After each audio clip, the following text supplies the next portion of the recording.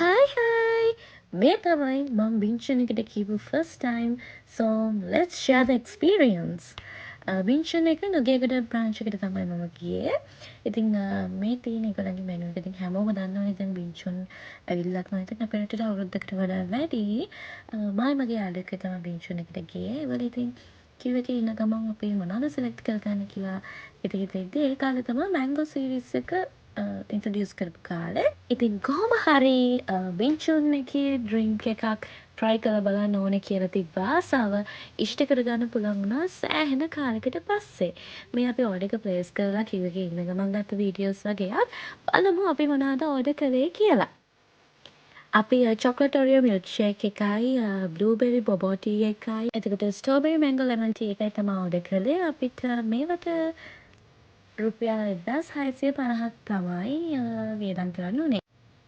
ඉතින් මේ ඩ්‍රින්ක්ස් ටික ටේස්ට් කරලා බැලුවට පස්සේ ඔරියෝ මිල්ක් ෂේක් එකට නම් 10න් 4ක් වගේ දෙන්න පුළුවන්.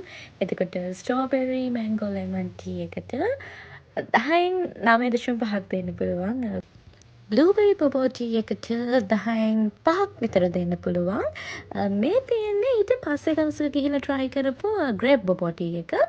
ඒකට දෙන්න පුළුවන් 10න් 6.5ක් විතර. ඊට පස්සේ මේගොල්ලෝ ග්‍රීන් කන්සෙප්ට් එකට ගියානේ. ඊට පස්සේ විසිට් කරද්දී මම ගත්ත ස්ට්‍රෝබෙරි සන්ඩේ එක. ඒකට දෙන්න පුළුවන් 10න් 5ක් විතර. So that's it for the Beanchan. Bye bye!